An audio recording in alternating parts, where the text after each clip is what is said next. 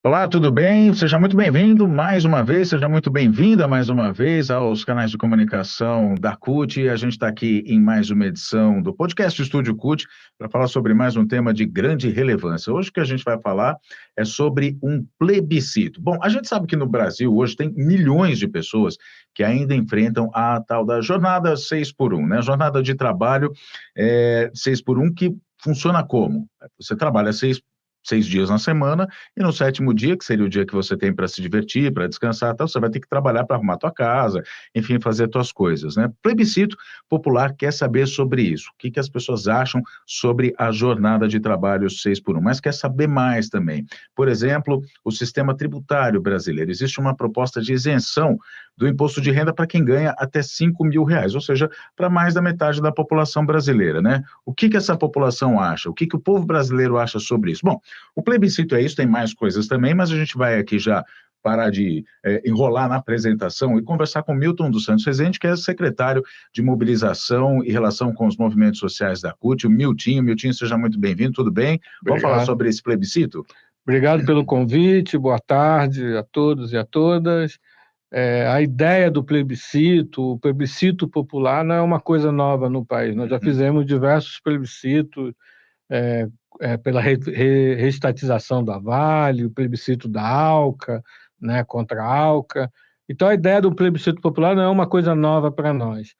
E nós, desde o ano passado, a gente vem discutindo no interior da CUT, das direções, com os movimentos sociais, inclusive, a necessidade de a gente olhar as transformações que estão acontecendo no mundo, uhum, principalmente no mundo do trabalho, né? As novas tecnologias, né? Para que ela veio, se ela veio para melhorar a vida do trabalhador, da trabalhadora ou não, né? Da necessidade de a gente olhar aquele ser humano que necessita ter conforto, ter segurança, ter lazer, ter educação, ter tempo livre. uhum.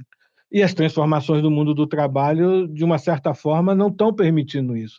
As transformações estão precarizando ainda mais o mundo do trabalho. As pessoas cada vez mais estão trabalhando mais tempo, Uhum.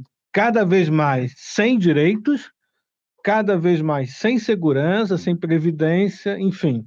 Então, fizemos um conjunto de conversa com os movimentos sociais, com as centrais sindicais, na ideia de a gente construir um diálogo com a sociedade em cima de 2 grandes temas. O primeiro seria esse, do mundo do trabalho, Uhum. as transformações do mundo do trabalho e o que que a gente quer ver mudado na relação capital e trabalho. E o segundo tema, que é muito importante, que é o tema da justiça tributária, né. Hoje, no mundo, principalmente no Brasil, quem ganha muito, os poderosos, os mais ricos, Paga pouco. paga pouco ou quase nada de imposto, só nega imposto. Uhum. E aquele trabalhador, aquela trabalhadora que trabalha 10, 12, 14, 16 horas, A gente. nós, né, eu estava agora, eu moro em Salvador, eu estava agora nas festas juninas lá na Bahia, numa cidade no interior, e eu percebi que as pessoas estavam trabalhando 16, 18 horas todos os dias desse Uhum. mês por conta das festividades juninas. E essa pessoa sequer tem o direito de De curtir, aproveitar, de né? aproveitar a própria festa junina, mas é o momento que os comerciantes se aproveitam disso e sugam, né. Uhum. Então há necessidade de a gente dialogar essas transformações do mundo do trabalho, a justiça tributária, fazendo com que quem ganhe mais pague por isso, pague os impostos necessários, e aquele trabalhador, aquela trabalhadora que já paga muito imposto e também paga muito no seu dia a dia do Uhum. trabalho. Então a ideia do diálogo desse plebiscito, de construir o plebiscito, surge nesse momento.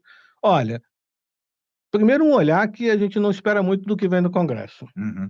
Duvido que esse Congresso que está aí vai pensar em arranjos da transformação do mundo do trabalho que beneficie o trabalhador. E a gente viu agora mesmo na votação última no Congresso, na semana Aham. passada, onde eles novamente foram lá e isentaram as bets, isentaram os super ricos, né, tiraram da: "Opa, não, não mexe aqui nessa minha turma que financia minhas campanhas", e vamos onde é que eles querem mexer? Eles querem mexer no salário mínimo, nos benefícios de prestação continuada, né? Ou seja, querem que novamente o trabalhador pague uma conta que já paga excessivamente, mas aumentar mais essa carga de participação dos trabalhadores. Então, a ideia do plebiscito surge nesse momento, nessa leitura da conjuntura, de que a gente precisa fazer um diálogo com a sociedade, ó, tem uma coisa errada e nós somos os atores fundamentais nesse processo. Aí, nesse diálogo com a sociedade, é interessante ver, por exemplo, na tua fala agora, você estava falando sobre os trabalhadores lá nas festas juninas, trabalhando 16, 18 horas por dia. Hoje o que a gente vê na nossa sociedade eu não gosto desse termo, mas eu acho que é o que mais se utiliza e que mais caracteriza, né? Uma romantização, na verdade, da renda, né? Então, assim, quanto mais eu trabalhar, mais eu vou ganhar, né? Diga-se de passagem, para pagar imposto, inclusive. Para pagar imposto, né? Mas não, eu tenho que trabalhar bastante, vou trabalhar bastante, sou esforçado, sou empreendedor, vou conseguir, né, ter uma renda melhor para sustentar minha família, conseguir minhas coisas. Ou seja, existe uma inversão, existe uma distorção, na verdade, do conceito do que é você vender a sua força de trabalho, o seu tempo, né, e não aproveitar a sua vida. Você tem as tecnologias que você estava dizendo, inclusive, no começo. Estou falando tudo isso, contextualizando, que quem vai me dar essa fala é você, né? Quem vai fazer essa avaliação, na verdade, é você. Mas só para ver se eu não estou muito fora do caminho aí na linha de pensamento. As tecnologias. Existem tecnologias que elas vêm justamente que é para facilitar a vida das pessoas. Então, você pega, por exemplo, no teu ramo, que é o bancário, 5 dias por semana a pessoa trabalha. Se você tem tecnologias que fazem essas pessoas, permitem que essas pessoas trabalhem 3 dias por semana, esses outros 2 dias, eles podem ser compensados, inclusive, com mais contratação de trabalho. A gente está falando, inclusive, sobre redistribuição de renda, igualdade, etc. Mas vamos voltar aqui na linha de raciocínio. Existe uma romantização, uma normatização de que quanto mais você trabalha, mais você tem renda. Só que, na verdade, o que acontece é que quanto mais você trabalha, mais você adoece, menos tempo para lazer você tem, menos tempo para o cuidado compartilhado na família você tem. Hoje, o cuidado da família está sobrecarregado na mão das mulheres, principalmente as mulheres negras, das periferias, onde o trabalho doméstico soma-se com o trabalho que ela exerce fora de dentro de casa. Então, você não tem tempo para também discutir o trabalho compartilhado. A ideia da redução da jornada de trabalho, com o fim da escala 6x1, traz dentro desse contexto todo um debate muito importante, que é a mudança de um comportamento social. E eu te estou dando um exemplo do trabalho compartilhado na família. Mas você também pode ter tempo para aquela pessoa, para aquele homem, aquela mulher, por exemplo, se dedicar à política, se dedicar ao trabalho sindical, se dedicar a fazer uma universidade, fazer um curso de especialização. Enfim, a ideia da redução da jornada de trabalho constrói um diálogo junto com as novas tecnologias. As novas tecnologias podem gerar novos empregos? Podem. Podem. Não é certo dizer que as novas tecnologias estão desempregando mais. Ela emprega. O problema é que a gente não tem um investimento na qualificação, um investimento na profissionalização daquelas pessoas que ficaram fora do mercado de trabalho. Onde essas pessoas estão indo procurar sobrevivência? Em trabalhos autônomos, em trabalhos de aplicativos, achando que está ganhando muito dinheiro, mas quando bate o carro, quando quebra a moto, quando quebra a bike, quem paga o custo disso é aquele dinheiro que ele ganhou. Se ele sofre um acidente, é ele que tem que arcar. Então, há uma romantização nesse processo, como você falou, mas é uma romantização que se vende do capital para o trabalho, dizendo, não, você é capaz, você é um empreendedor. Isso é uma grande falácia. Isso é o capital querendo abrir mão das suas obrigações com o Estado. É isso. Se eu não tenho obrigação de recolher INSS para você ter uma assistência social, para você ter uma assistência previdenciária, isso é problema seu, deixou de ser problema meu. Então, é melhor eu te contratar sem pagar nenhum imposto e você que se vire, você que se arrebente, né? Então, esse diálogo que a gente tem que fazer é para mudar, inclusive, essa visão de que o que é melhor é você ser empreendedor, é você ser autônomo, ou você ter um trabalho que Aham. recolha contribuições que te dão direito à aposentadoria no futuro, que te dão direito à saúde, à segurança, Uhum. à assistência social. Aí eu te pergunto o seguinte, antes da gente passar para a questão do imposto de renda, e eu vou falar também que essa questão da 6 por 1, vale a gente lembrar que é uma luta histórica da CUT. A CUT nasceu já defendendo a redução da jornada de trabalho, né? Foi para 44 horas, antes era Em 48, né? 88 mudou para 44, a 44. gente lutava por 40, Uhum, mas num acordo político na Constituição de 88 fechou com 44. uhum. Mas tem várias categorias hoje, a minha mesma, a categoria dos Dos bancários, bancários. já não é mais 44 Uhum, horas há muitos anos, sim. desde 1988, alguma coisa assim. Não, perdão, desde 92. Uhum, Nós trabalhamos 30 horas, uhum. né? Mas tem outras categorias que já são 40, 38 horas. Né? Mas isso fruto de uma luta no acordo coletivo, Sim, na sim, luta sim. daquela categoria. Nós queremos ampliar isso, nós queremos transformar a jornada em 40 horas, 38 horas, no que for possível na Uhum. construção, mas olhando, só a redução da jornada resolve o problema? Só o fim da escala 6 por 1 resolve o problema? No nosso entendimento, tem que ser as duas coisas. Uhum. Você tem que fazer a luta pela redução da jornada, como a gente faz há Claro. vários anos, casado com o debate do fim da jornada 6 por 1, ou de outras jornadas que são piores do que a 6 por 1, que é aquele trabalho temporário, que é aquele trabalho intermitente que eles chamam, Uhum. né. Então, nós temos que dialogar esses 2 elementos, o fim da jornada 6 por 1, casado com a redução da jornada, Uhum. sem redução Sem redução do salarial, que salário. também tem uma pegadinha dos empresários nesse sentido. Eles topam fazer a redução da Mas jornada, reduz o salário. mas reduz o É. salário, então. Agora, o diálogo, você falou em dialogar, eu acho que essa é a palavra-chave para a pergunta que eu ia fazer, que é o seguinte: se você tem hoje no Brasil, como a gente está conversando agora, né, grande parte da população que entende que quanto mais trabalhar, mais vai ganhar, a ideia desse plebiscito, para saber a opinião dessas pessoas, vem acompanhada de uma mobilização, de uma conscientização a Sim, respeito de tudo isso, né? Como é que vai sim, funcionar esse sim. plebiscito? Então, nós iniciamos no final do ano passado, já o diálogo com os movimentos sociais, como eu falei com você, sobre a ideia de Uhum, construir esse plebiscito. A primeira fase desse processo foi a fase de construção de um processo de formação política uhum, e de construção de comitês nos municípios, nos estados, né, construção de comitês que organizem esse debate e criem uma linha única de ação para esse projeto. Então, a ideia do plebiscito é: se eu vou dialogar com a sociedade, meu canal é com o trabalhador e a uhum. trabalhadora que está ali no local de trabalho, na porta de fábrica, no ponto de ônibus, no comércio. Se eu vou lá dialogar com ele, eu tenho que explicar para esse trabalhador, essa trabalhadora, o que é que impacta, Uhum. por exemplo, uma isenção de imposto de renda de R$ 5.000 para ele, até R$ 5.000, e o cobrado. O que isso mexe na vida dele? Explicar por que que ele paga imposto de E, renda, e o, tanto imposto de renda, e o cara que ganha 50 E mil, as 60 mil, ele tá bets, e as as bets bets nos que pagam, e os caras que ganham 1 milhão, 2 milhões, não pagam uhum, proporcional a isso. Então, há necessidade de eu ir lá no comércio explicar para esse trabalhador uhum, que o que você está pagando de imposto é muito maior do que quem ganha 1 milhão, 2 milhões, 500 mil deveria pagar.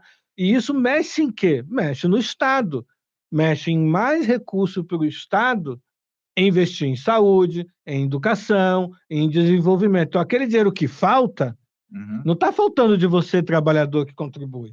Está faltando daquele cara que ganha 2 milhões, 3 uhum, milhões e manda dinheiro para o exterior, tem criptomoedas, uhum, né? Tem essas bets, que só negam de uma certa forma legal, eles só negam uhum.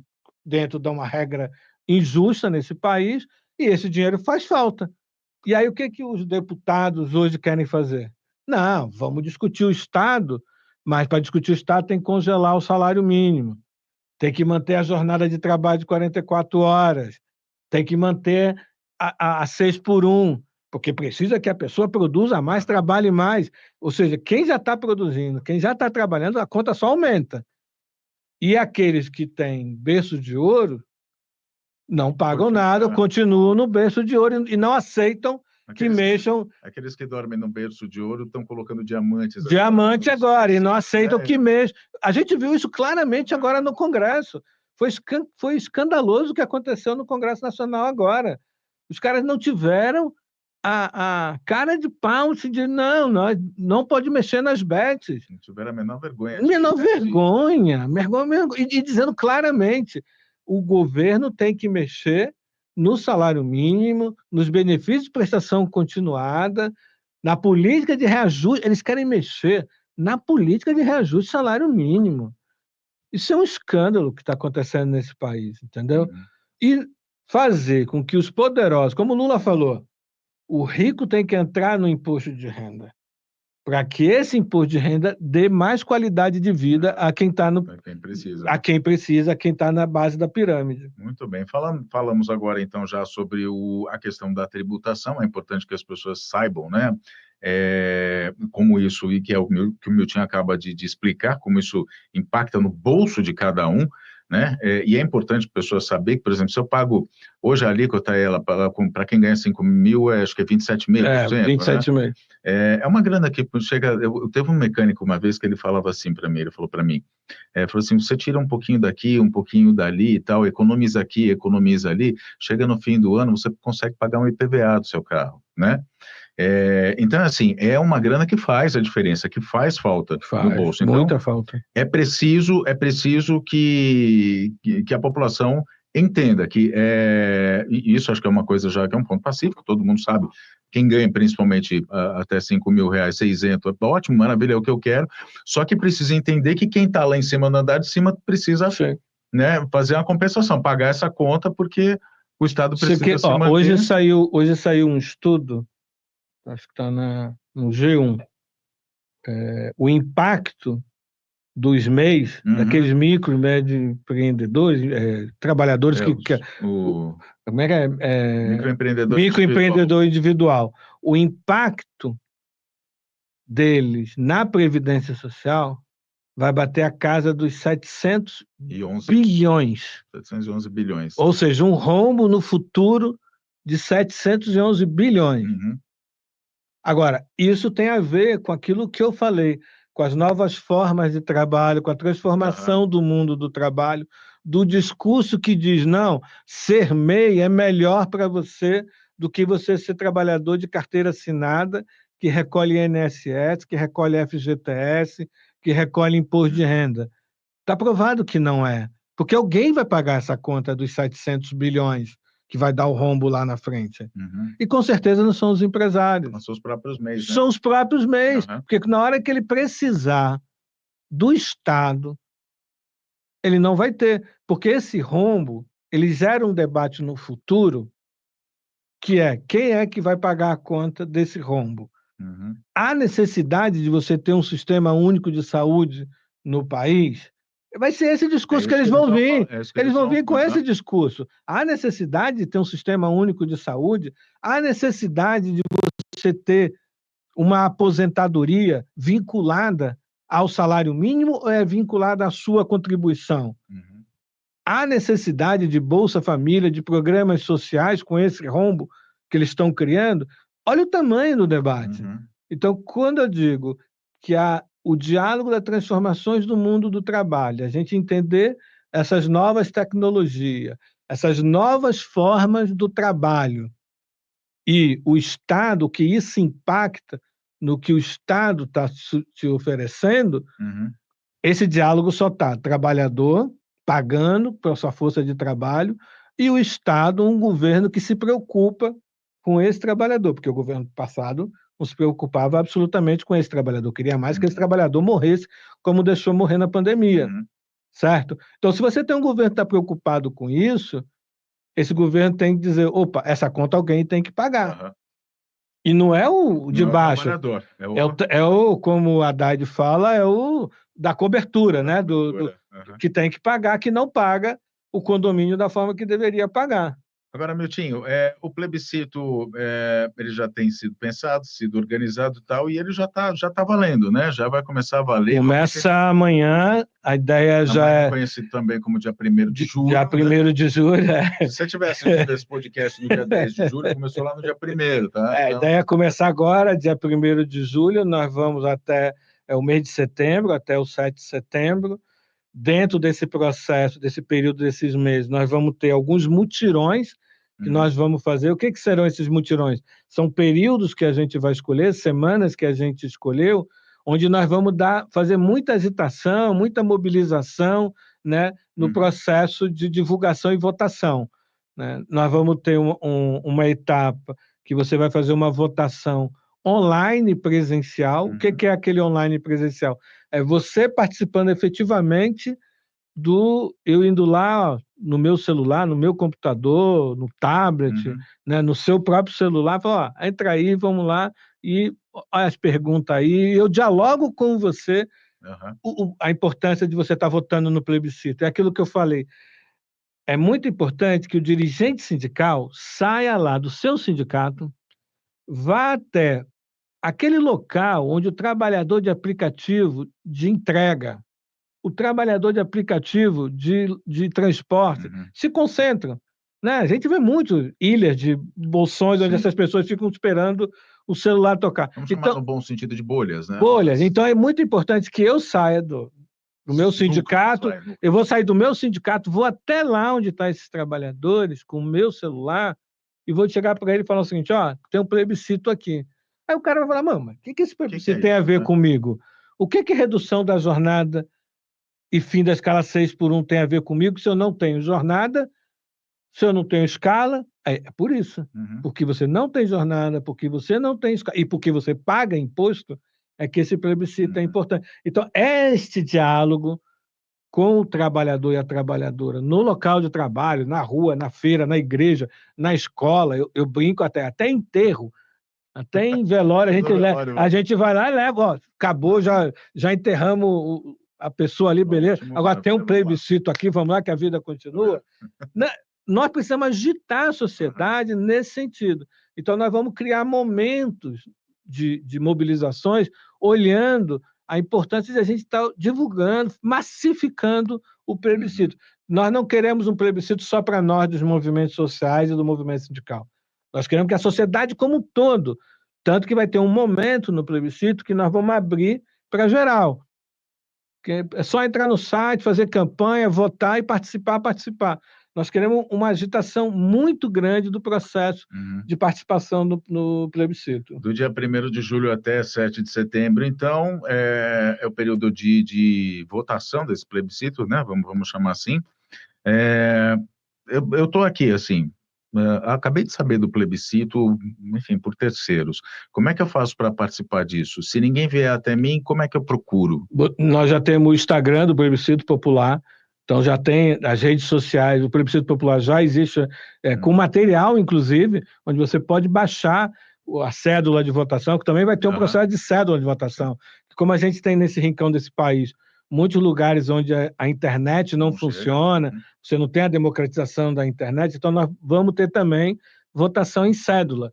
Então, no Instagram, no site do Plebiscito Popular, você pode abaixar todo o material, tem uma cartilha para o processo de votação, tem um material que você pode você mesmo imprimir e levar para a sua comunidade, levar para a sua igreja, levar para a sua escola, entendeu? E divulgar, ó, botar no mural lá da escola, do local de trabalho. O Instagram do plebiscito, exatamente, se você lembra o nome? É Plebiscito Popular. Plebiscito Popular. Então, se eu procurar aqui no Instagram, aqui, vou até fazer isso agora aqui, Plebiscito Popular, a gente vai aqui na busca, estou aqui no computador, aqui, né?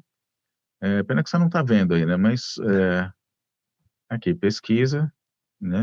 Plebiscito, vamos lá, eu estou digitando, tudo errado hoje, Plebiscito Popular, Digitei plebiscito popular aqui na busca, aí vai aparecer, se a minha internet ajudar, né? Que eu estou aqui no meu 3G, plebiscito popular, enfim, se procura plebiscito popular, ele já vai aparecer. Deixa eu ver se eu consigo fazer o celular aqui, vai ser mais rápido. Mas aí já vai aparecer lá, né, no seu Sim, Instagram, sim. Plebiscito Popular, para você poder entrar e ver como é que você faz para participar. Aí tem uma outra coisa que eu quero te perguntar, que é o seguinte: passada a fase de votação do Plebiscito Popular, olha, está aqui, já, eu não sei se a gente consegue aqui, o Henrique consegue fechar aqui no Plebiscito Popular, aqui no celular ou não? Nada.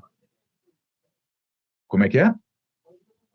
Pode levantar o celular. Eu estou tremendo um pouquinho aqui, mas vamos ver se dá para mostrar aqui. Chama Plebiscito Popular 2025. Para minha câmera, para cá. Essa daqui, então. Dá para ver aí ou não? Fechou, fechou. Apagou a Escureceu. tela, vamos aqui, ó. Apagou a tela, né? Aí o que que você faz? Você vai fazer o que eu vou fazer agora. Vamos começar a seguir a página Isso. e aí mandar para os seus amigos também, tá? Plebiscito Popular, aí você vai compartilhar essa página com quem você conhece, para as pessoas participarem, para a gente fazer um grande movimento. Isso. Fechada a votação, visto o resultado, todo mundo quer o fim da escala 6x1, quer trabalhar menos, quer ter mais vida. A pergunta que não quer calar, a partir disso, o que que acontece? A gente vai mostrar para o Congresso, vai chegar a bater lá no Congresso, falar assim, ou vocês fazem, ou a gente... Nós queremos fazer uma agenda política em Brasília, com o Congresso Nacional, com o presidente da Câmara de Deputados, com o presidente do Senado, com a presidência da República, com o governo federal, e mostrar a participação das pessoas no plebiscito, o resultado político do plebiscito, quantas pessoas, e mostrar, olha, o que a população, o que o povo brasileiro quer para a economia desse país de ser desenvolvida, para o mundo do trabalho no Brasil melhorar a qualidade do emprego, para que os impostos do nosso país sejam mais justos, está aqui o resultado do plebiscito. Nós vamos fazer um ato político de entrega desses votos em Brasília, e queremos a maior participação possível.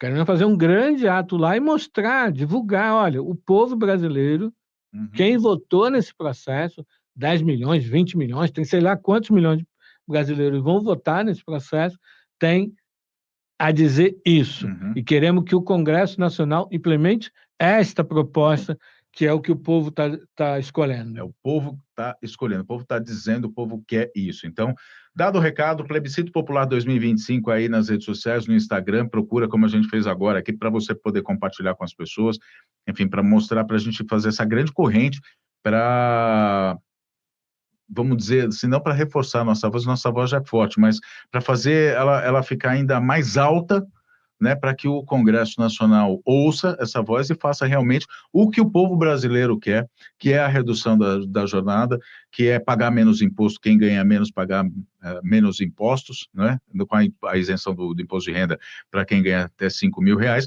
e a taxação daqueles que podem pagar e não pagam, o que não é justo na situação que está hoje em dia. Miltinho, faltou mais alguma coisa para a gente dizer? Eu só queria dar um recado para aquele dirigente sindical, para aquele militante, para aquele trabalhador e aquela trabalhadora que está no local de trabalho ou está desempregado, aquela dona de casa, que participe efetivamente desse plebiscito. Nos ajude a transformar esse país, nos ajude a pautar no Congresso Nacional aquilo que realmente diz direito à nossa vida, à nossa qualidade de vida, que é: nós temos direito, sim, a ócio, nós temos direito, sim, a lazer, nós temos direito, sim, a ter um trabalho doméstico compartilhado, a gente tem direito a estudar, a viver a vida. Não é só trabalhar, trabalhar, trabalhar e morrer trabalhando. Não é só trabalhar, trabalhar, trabalhar e morrer pagando imposto, enquanto outros estão lá no andar de cima, se aproveitando do nosso suor. Então, é muito importante a nossa participação nesse processo que começa dia 1º agora de julho e vai até setembro. Vamos juntos fazer com que o plebiscito popular seja a nossa voz ativa de diálogo e de demonstrar o que a gente realmente quer para esse país. Obrigado. Muito bem, Milton dos Santos Rezende, o Miltinho, secretário de mobilização e relação com os movimentos sociais da CUT Nacional, falando aqui com a gente sobre o plebiscito popular 2025, que quer ouvir a população a respeito do fim da escala 6x1, mais vida, né, para o trabalhador, mais tempo para o trabalhador, também sobre a justiça tributária no país, em especial fazendo com que as pessoas que ganham até R$ 5.000 não paguem imposto, sejam isentas do imposto de renda. E quem está lá no andar de cima, que ganha muito dinheiro, pague a sua parte do imposto, pague que haja uma justiça tributária, de fato, como a gente está dizendo, ou seja, paguem mais impostos para que a gente possa fazer com que esse Brasil seja mais justo. O plebiscito quer ouvir justamente a população sobre isso. Eu te obrigado pela sua presença aqui no nosso podcast. Você aí pode ter mais informações também. Vou repetir aqui o Instagram, @plebiscito popular 2025. Não precisa nem colocar o arroba. Vai lá no Instagram, escreve plebiscito popular 2025. Aí você já vai ver a página, segue, compartilha, enfim, participe de todo esse processo. E fique atento também ao portal da CUT, cut.org.br, que lá vai ter mais informações ao longo desse período aí a respeito do plebiscito. Miltinho, obrigado mais uma vez. Obrigado a vocês, um abraço grande, viu? E obrigado a você que nos acompanhou até agora. Até a próxima.